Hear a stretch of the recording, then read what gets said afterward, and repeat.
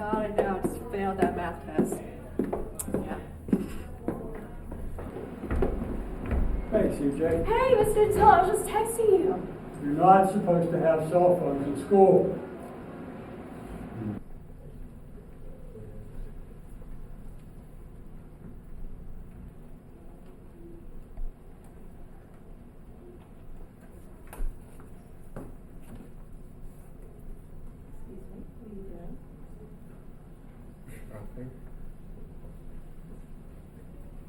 Thank you.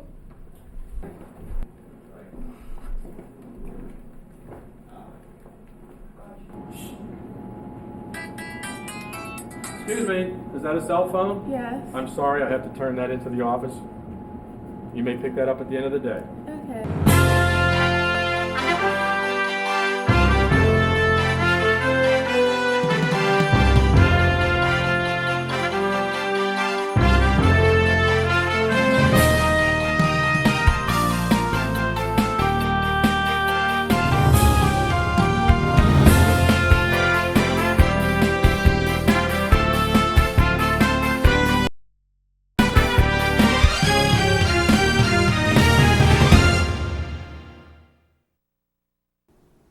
Welcome to Education Today. I'm John Zish from Armstrong School District.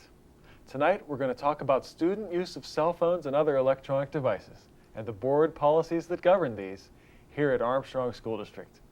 The capabilities of cell phones have really grown in recent years to include pictures and texting, and Armstrong School District policy is keeping pace. To help make sense of all these changes, we're going to invite you, the viewer, to a special Parents' Evening Workshop on Monday, November 2nd at West Shamokin High School, where you can learn more about district policy on cell phones and electronic devices, consequences for breaking the rules, when and why police can become involved, responsibilities of school principals and students, and related topics. To help promote the November 2nd workshop, we're delighted to have some very special guests with us. They are parents Jennifer Shorts and Renee Holby, both of whom are with the Shannock Valley Elementary School Parent-Teacher Association. Welcome to Education Today. Would you please introduce yourselves to the viewers? I'm Jennifer Short. I've been an active member of Shannock Valley's parent-teacher organization for 9 years. I'm currently vice president, and I have 3 sons that range in age from 2nd to 8th grade. Thank you. And I'm Renee Holby, and I'm in my 2nd active year of PTO, and I have a daughter who is in 1st grade at Shannock Valley Elementary. Thank you both for joining us. Thank I know you. you have busy schedules, but this is an important message. Tell us, in your opinion, why it is in this day and age that so many kids have cell phones. There are several reasons that a lot of students have cell phones. They are as a reward for good behavior, good grades, as a way to keep in contact with friends, for emergency reasons, and to keep in contact with parents and guardians to inform about after-school activities like sports practices and things like that. Okay. Well, that sets the background for our November 2nd parent workshop at West Shamokin High School. Can one of you tell us about the purpose of the workshop and what it's all about? Sure. The purpose of the workshop is to inform the parents as well as the students where Armstrong School District stands on cell phone use during school hours and what the consequences will be if those rules are violated. I mean, everybody has seen it's on the news and in the newspapers how cell phones are being misused, and inappropriate photos and text messages are being sent around the students, and they've even been used to help students cheat. So we just felt at Shannock Valley that there's a need for the parents to be alerted to these issues and what Armstrong School District's policy is. Well, thank you for your lead on that. And what will the format of the workshop be? Give us all the details. The workshop will feature guest speaker and Armstrong School District Solicitor Lee Price. He will explain the school district's policy concerning cell phones and electronic devices, and then he will take questions from the parents. Several topics will be discussed, such as classroom disruptions, high-tech cheating, cyberbullying, blogs, harassment, and obscene materials, to name a few. There will be refreshments to follow the workshop, and we are hopeful that child care will be provided by West Shamokin High School. Very good. Now, in your own words, why is there a need for this kind of a workshop? Well, it was brought up at a parent advisory committee meeting, and Mr. Price was there and spoke to us about the cell phone issue and what a problem it was becoming in school. And everyone at the PAC meeting felt it was necessary to inform the parents of what Armstrong School District's policy was and where they stood on this issue. So that's how it came about that Shannock Valley volunteered to host this at West Shamokin. And you mentioned the Armstrong School District Parents Advisory Committee. We should tell our viewers who don't know that that is a monthly meeting of PTO presidents and vice presidents and other leaders who gather with the school district administration to discuss current issues and look at the monthly Board of School Directors meeting agenda. And it's a great two-way communication vehicle that happens each month. So we are grateful for the Parents Advisory Committee meeting and their help with this parent workshop, but especially Shannock Valley for taking the lead on this. So we appreciate that. What is the level of Shannock Valley Elementary School's PTO involvement in this? And why did you guys choose to get involved so intensely with the November 2nd workshop? Armstrong School District's, is that number 6? I'm sorry. The cell phone policy was discussed at the February Parent Advisory Committee meeting. It was thought to be a good idea by those in attendance to have a workshop to inform the parents of the school district about the cell phone policy and the consequences. Shannock Valley Elementary PTO President and Vice President Mary Ann Lundgren and Jennifer Short attended the meeting. They felt that this was an important issue, and they volunteered to hold the meeting at West Shamokin High School and have the Shannock Valley Elementary serve as sponsors for it. Now, who should attend the November 2nd workshop at West Shamokin? Who is the target audience? I would say the target audience would be primarily parents of students who own cell phones and have them in the school, or students as well, because they need to know the policy and what the consequences are. Okay. Well, you answered that question about students being allowed to attend. They are encouraged to come. What about the role that the Armstrong School District Parents Advisory Committee has in the November 2nd workshop? We mentioned them a little bit, but do they have a specific role? Well, they probably, if it wouldn't have been for the PAC meeting and Mr. Price bringing this issue to light at the February PAC meeting, there probably would not be a workshop. So. Okay. Well, we should tell our viewers how the Armstrong School District policy on cell phones has changed. At the September board meeting of the Armstrong School District Board of School Directors, the members voted to approve some changes to this policy. It was first adopted in 2005, but as I said, in September it was updated with some stronger language, and I'll just hit some of the highlights for the benefit of our viewers. It has stronger definitions about electronic devices and cell phones, and I'll read a sentence from it. It defines what electronic devices are. They include, but shall not be limited to, radios, Walkmans, CD players, iPods, MP3 players, DVD players, handheld game consoles, personal digital assistants, cellular telephones, Blackberries, and laptop computers, as well as any new technology developed with similar capabilities. I think part of the reason why you see such language there is that the technology is increasing so much that they want it to be sort of open-ended to govern any electronic device that would come along. Some other highlights of the policy. It defines that school property, wherever school property occurs in the policy, it means district buildings as well as buses and other vehicles and school-sponsored activities that are held off school grounds. Electronic devices cannot be used by students on or in school property during the times that they are under instruction by the district. So that's during the instructional day. Another point I'll just highlight briefly is that at all times, photographic, audio recording, and or video recording capabilities of an electronic device are strictly prohibited from being used in restrooms, locker rooms, dressing areas, health suites, and other changing areas. That was a new change. Another strong language against the taking, storing, or transferring or viewing of inappropriate photos. And so lastly, discipline. Students who violate this policy shall be subject to appropriate disciplinary responses, including but not limited to warnings, in-school suspension, out-of-school suspension, or temporary or permanent revocation of any electronic device privileges, and confiscation of the electronic device. Parents or guardians will be notified of any disciplinary action, including confiscation or denial of privileges. At the discretion of each school principal, confiscated devices may not be returned until a conference has been held with a parent or guardian. So I just felt we should let our viewers know some of the more recent changes that happened in September 2009 that are an update to the 2005 policy on electronic devices.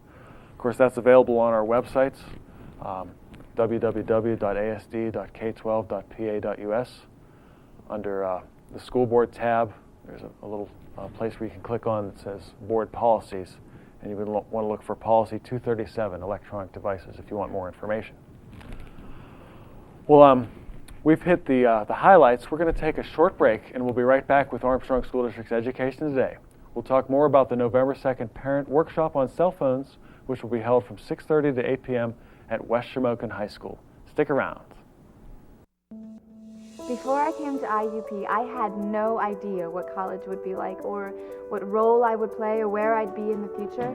But when I came to IUP, everything changed. I met people who really made me feel like I belonged. I had great classes at a great nationally ranked university. Hi, my name is Megan Miller. I'm a fine arts major, and this is my university.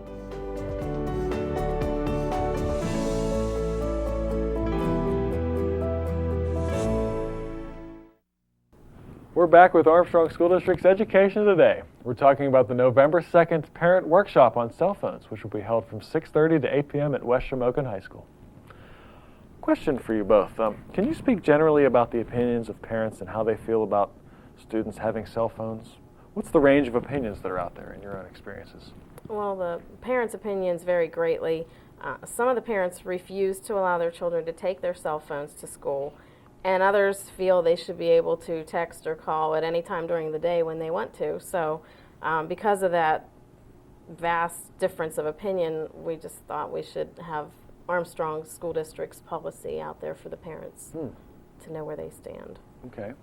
And some parents are fans of a restricted feature, and that's a thing where you can program certain phone numbers that are okay to make or receive calls or text from.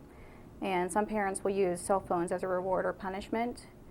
And some cell phones to certain students become a primary connection to social life. And when kids would mess up, their phone would disappear. And you answered the last part of it about the workshop. Yeah. That's good. Well, how about the same question, but from a kid's point of view? Can you speak generally about the opinions of kids and how they feel about having cell phones in general? Well, I think the kids look at it as a form of independence. You know, they're growing up in this way they can stay in touch with their friends or inform their parents if practice hours change or if there's anything their parents need to know. But like with everything else, sometimes it's getting abused, and that needs to be addressed. Okay. Now, about the November 2nd workshop, what if we have parents out there watching who can't attend due to schedule conflict or don't feel comfortable about asking a question publicly in a public forum? How can we help those parents? Well, this is the flyer that's going to go home with all the Armstrong School District students. Watch for it the last week in October. And there's information on here if parents would want to email me their question. We'll submit it anonymously to Mr. Price, and he can address their questions even if they can't be there. That's very good. Well, thank you both for that wonderful overview of the Monday, November 2nd Parent Workshop on Cell Phones at West Shamokin High School. I hope all our viewers plan to attend. Now on to other matters, the Shannock Valley Elementary School PTO. Since we have you here, what are some other projects you have going on? Well, our big project right now, ongoing project for years, is to replace the playground equipment.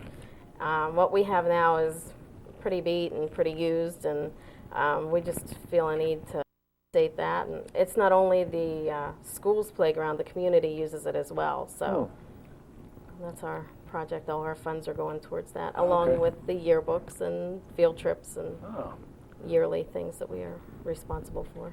May I ask a little bit about what parents may expect to see in Shannock Valley in terms of like fundraisers that may be coming up that they can help out with? Well, we've had 2 basket bingos with featuring Longaberger baskets, and those were big fundraisers for us. This year we had a Market Day fundraiser that all the funds from that will go to playground equipment, and we're accepting donations and any way we can get it. Very good. Well, that sounds like an ambitious project that will do a lot of good. So appreciate your efforts on that. Well, before we close, I'll give you a chance to reemphasize anything that you want or add anything else for the benefit of our viewers. Either of you are free to take the mic at this time.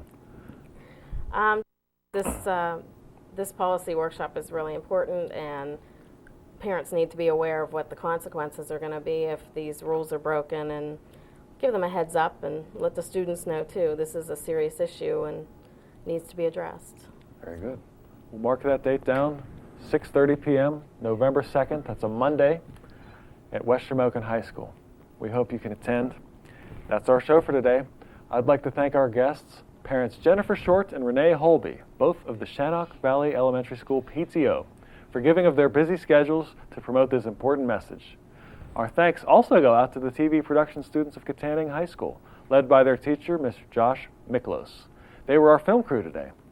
Please join us again next week for another look at the Armstrong School District. Visit our website for updated information about the district, and have a great week.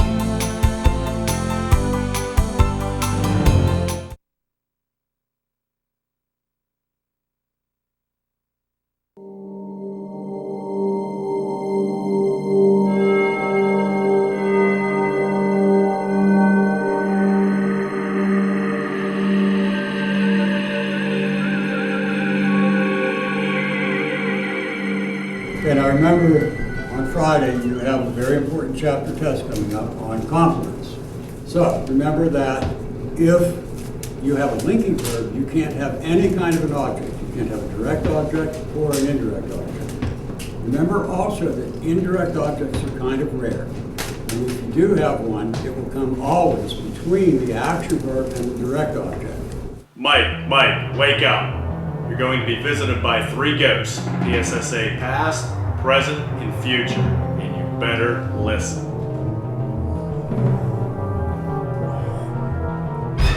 Hey, how was I out? Gary. Oh, you guys are funny. Hello? Anna? Seriously, guys, what the heck?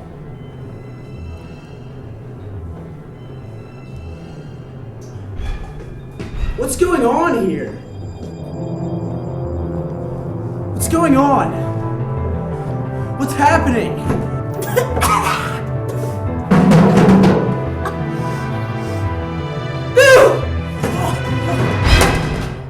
Is the fog necessary? Back, you vile demon! Vile demon? That's like a little harsh. I mean, I'm wearing white.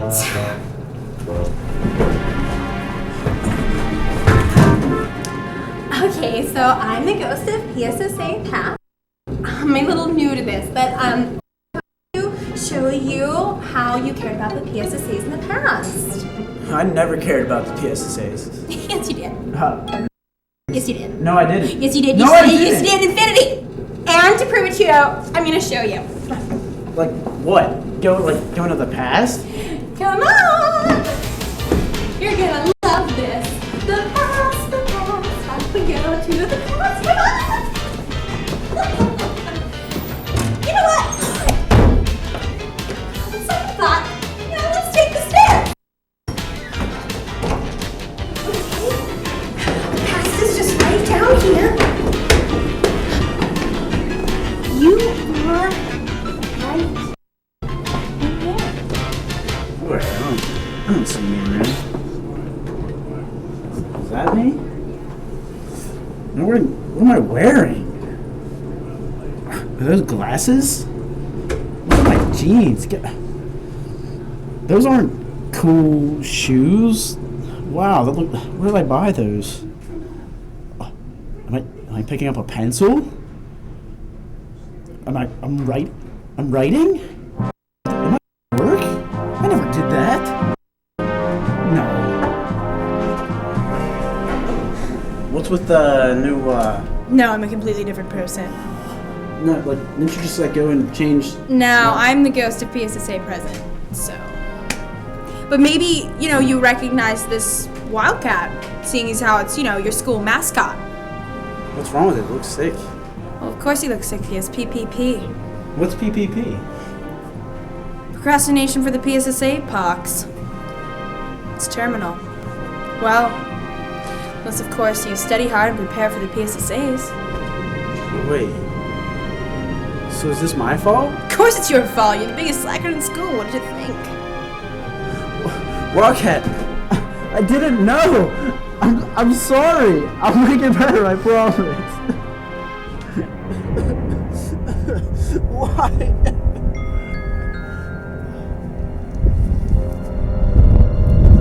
Where am I?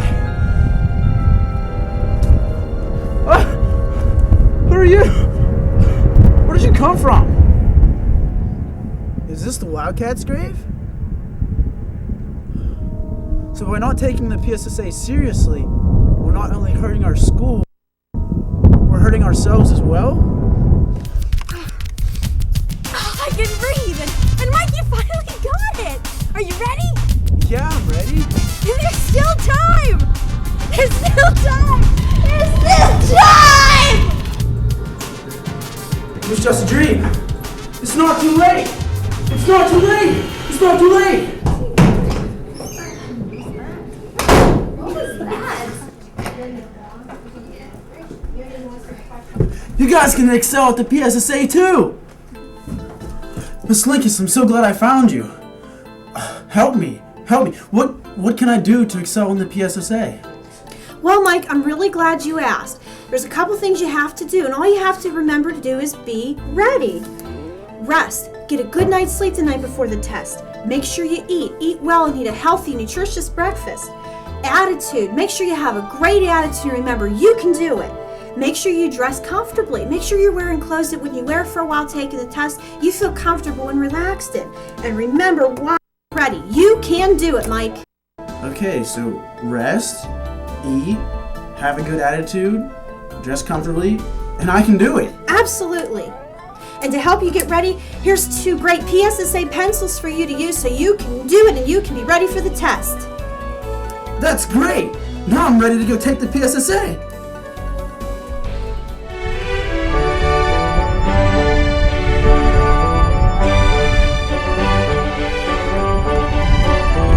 I'm ready for the PSSA.